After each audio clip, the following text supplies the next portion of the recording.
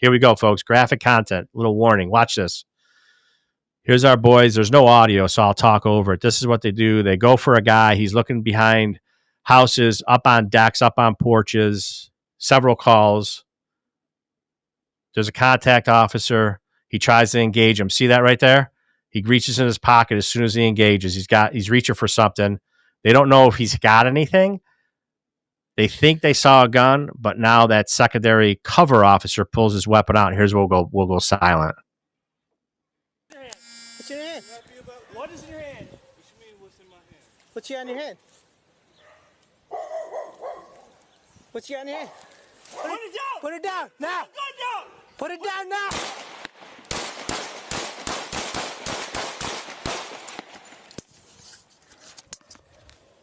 .223 shots fired. Put the gun down! Put the gun down now! 223, you're on 2, go live. Shots fired. Male down with a gun. We're at 33. Ernestine. Put the gun down! Okay, did you, You got visual on this gun? Yeah, I think so, no. 133, 10-9 location, and go ahead and work on getting us the channel. 33 Genesee Street, 223, are you involved? Yes, we are involved. No. Male's down. You can start EMS. Not far, I got everyone start. Move the channel, start EMS on that guy. Good, please.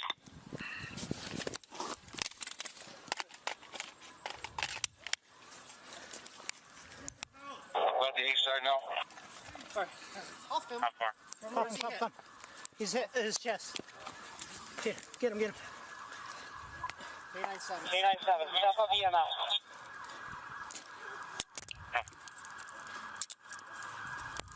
Alright, check him real quick. How many wounds we got? 133, let's work on getting all the streets shut down that need to be shut down and getting some How many shots crime were scene fired? tape up, please. I shot probably 4. 43, I'm on soon. 125, any available equipment officer. Yeah. If you guys have any witnesses, start collecting them as well. You got chest? Somebody got a chest seal? Yo, you got chest seal? All right, Danny. All right, folks, Danny's going to rewind that video for us. So we're going to break it down for you and show you exactly what we see when we watch a video like that. And we're going to show you the things, and we're going to show you exactly what those cops, what they're thinking, what they're doing, and how it all went down and why they're doing what they're doing. Danny, whenever you're ready. All right, so here we go. So stop it right here. So they got a call for a suspicious person. The suspicious person, he was going on back decks. He was checking cars. They don't know if he was trying to break into houses. They don't know if he was mentally ill. They don't know what's going on with this dude. I believe there were several calls on it. They ended up finding him a couple hours later around 7 o'clock in the 19th Ward. Shout out to Pamtastic. That's our old neighborhood. But it's a 19th Ward is the Genesee Street, Brooks Avenue, Genesee Park Boulevard area, Thurston Road.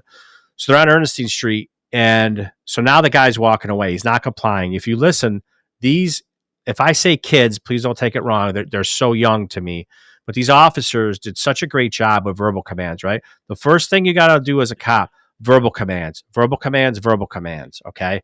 Tell them what you want them to do. Give them an opportunity to comply. When he doesn't, watch what happens. Roll it, Danny. They're following him. They want to detain him. He's walking away. What you have is you have a cover and a contact officer. See that contact guy? He got in? Stop it, Danny. Okay. So the first guy that goes in is what we call a contact officer. He's going to engage with the suspect, okay? The cover officer is the guy that's staying back for now, especially once he sees. Danny, move it to the point where you circle his left hand in his pocket. All right, there we go. So now that cover officer now he's watching his partner, okay? See the angle? He moved so he could see everything. He could see his hands. He could see his whole body. And now he's got that hand in his pocket, the suspect.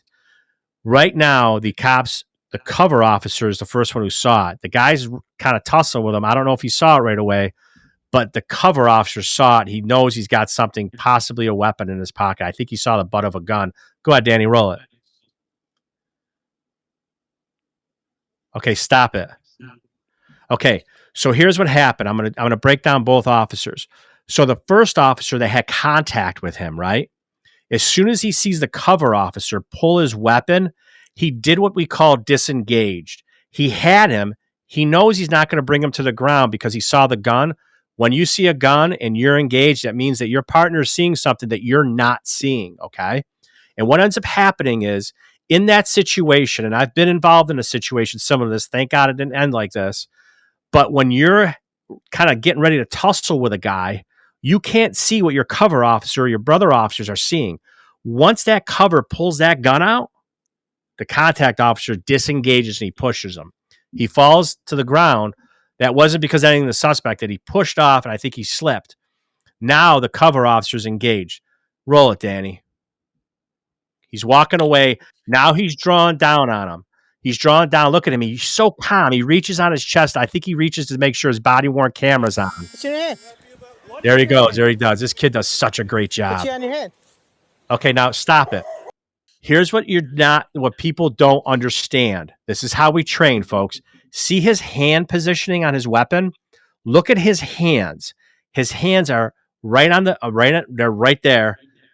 The muzzle where the bullet comes out, the barrel of the gun is facing the ground. He doesn't want to have what we call an AD, an accidental discharge, where he accidentally pulls the trigger and shoots this guy, and all of a sudden he's got a wallet in his hand, okay?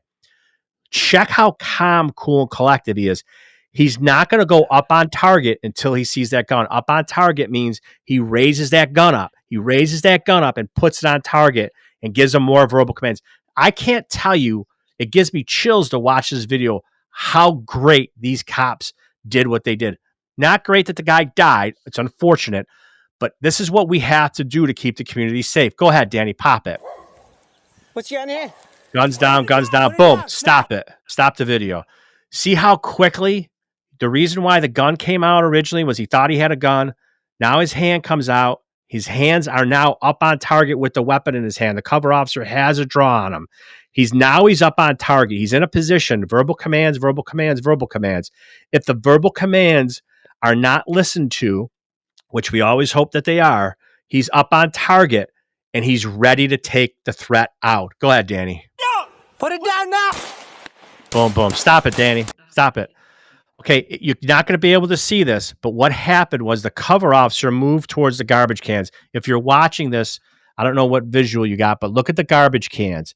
You see that dark? Those are the cops' pants. That's the contact officer's pants. What they did was they call it triangulation. They do this so they're not caught in a crossfire, okay? And this is the reason why we train like this. So he's got a shot straight on. The contact officer had moved to a position of triangulation where now they're going to go just like this, the bullets, okay? The bullets are going to go on a triangular angle, and this ensures the safety of the officers. They're not going to shoot at each other. And if you notice, the contact officer uses the garbage can almost as what we call not cover that's going to, what do you call it? Concealment. Yeah, concealment. He's concealing. So if this guy starts to shoot, he's got something to hide behind. The contact officer has nothing. He's straight ahead on. Go ahead, Danny. Hit it. Boom, boom. Okay. 223 shots fired. Stop it. Okay. I know it sounds like a lot of shots to you guys. I understand what you're thinking. You think that it was excessive. It's not. This is a threat. They realized it was a gun. He's not adhering to their verbal commands. He wasn't adhering to their verbal commands from the start. This is a non-compliant person. Now, we can get into whether he's mentally ill, he's mentally whatever, but at the end of the day, he has a weapon. He has a deadly weapon in his hand that could kill these officers or someone in the neighborhood. The threat has to be eliminated. Okay? Sorry to say that. I know it's tough, but at the end of the day, like David says all the time, police work is ugly. Police work is not pretty. These situations, I'm telling you, folks, these kids did an unbelievable job. These officers did an unbelievable job. The amount of shots that were fired, if you notice, once he drops to the ground, they stop firing. Okay? Now he's at the ground. They approach him with caution. Run it, Danny. Gun down now! Still the verbal commands right there. Still verbal commands. He's moving. He's Shots moving. fired. Male down with a gun. We're at 33 Ernestine. Put the gun down. Okay, did you, You got visual on this gun? Yeah, I think so. No. All right, stop it. Okay, what they did there now, of course, I'm not a biologist, I'm not a doctor, but we all know, we've seen movies, we know how the body reacts. That movement may have been his last movements, unfortunately, or they could have just been, as he's passing, your body makes involuntary movement. At the end of the day, they're not going in. You see how careful they are? They're not going in until they know it's safe. And they're taking baby steps towards them. They still got their guns drawn on them. And they have to do this because they got to make sure that he's not, because there has been situations, Google it, where they play possum and then they pop up with a gun. Go ahead, Danny. 310 that location and go ahead and work on getting us the channel. 33 Genesee Street, 223, are you involved? Yes, we are involved. Male's down. He's still moving. You can start EMS. Not far, I got everyone start. Move the Still pointing the gun. EMS on that guy. Good, please. Now he's So moving good in. on the radio. So good on the radio. Now he's moving in. Folks, I know this is tough to watch. I know this is tough to see. This is tough to digest.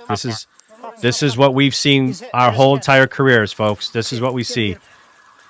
Now, pause it, Danny. Now listen, folks, there's two things. Calmness. You see how they were on the radio? I can't comment how good these cops are. So at the end of the day, what happened was they called for EMS, okay, in case they could still save him. Please don't think that this is cruelty, what they're doing to him. They don't know. They know he's got gunshot wounds to the chest. He's got GSWs to the chest, but they have to cuff him for safety reasons. I know it's brutal to watch. We didn't ask for body cameras. The community did. Where there's one gun, there's two. Yep. And guess what, folks? People wanted body-worn cameras. This is what you get. You get a literally of an exact view of what we see every single day on the streets. Here we go. They cuffed them because they have to be safe. David, you're 100% right. Where there's one gun, there's two. Where there's two guns, there's three. You got to be very careful. And I know it's not palatable for people to watch a guy that just got shot. We know at this point he's dead. We know that. It's unfortunate. We know that. We're not being unsympathetic to him or his family. But at the end of the day, they're calling for help. They're trying to get medical help there. Very calm on the radio. And if you listen, go ahead, Danny. Right, check him real quick. How many wounds we got? 133, let's work on getting all the streets shut down that need to be shut down and getting some How many shots crime were scene fired? tape up, please. I don't like that question. 43, I'm on soon. What question, David? 125. How many shots were fired? That's not to me, that's not something that another officer should be asking somebody in the scene. You got chest? Somebody got a chest seal? First of all, you're not going to know how you many got shots are chest seal? fired. No one gets in a shooting and knows chest exactly how many seal? shots are fired. It's a stupid question. So at the end of the day, there's the weapon, semi-automatic. It looks like what's it, David? Maybe a 9mm. But anyways, so that's the breakdown of the video, folks. What I'm going to tell you right now is, if you heard the officer when they flipped him over, they saw the gunshot wounds to the chest of the suspect. He asked for a seal. He asked for a chest seal. We get limited EMT training as cops. It's not that we're not firefighters, we're not EMTs, we're not ambulance people, but we have enough to kind of get by. We know how to put tourniquets on. A chest seal basically is what we took from the combat field, from the soldiers. It's a way that they believe to contain the chest wound, the bleeding and everything. They put the chest wound, the chest seal on his open wound to try to save him. But unfortunately, there was no saving this gentleman at the end. David, I don't know if you're frozen there, baby, but if you're not, if you want to weigh in. Yeah, Kim, I agree. They did a great job. This was a tragic incident, folks. Please don't think that we enjoy narrating this kind of stuff. We do not want this to happen. I told everybody, you know, when I was a young cop and I was taking a shower to go to work, I wasn't saying, okay, I'm washing my hair. I hope I shoot someone today. No one says that. Nobody says that. No officer wants to get involved in a shooting. Trust me, they don't. These kids did a great job, but it's incumbent on the RPD to make sure that they stay on top of the mental health of these officers, to make sure that they're doing okay, to make sure that they get the mental health that they need. I know we're cops and we're talking about what a great job that these guys did. They did it because this is what we do. Our primary job as police officers is to keep the community safe. It was already documented that this guy was going through or trying to break into cars that were occupied. He was on the backs of decks of houses. He was doing something. We don't know if he was mentally ill.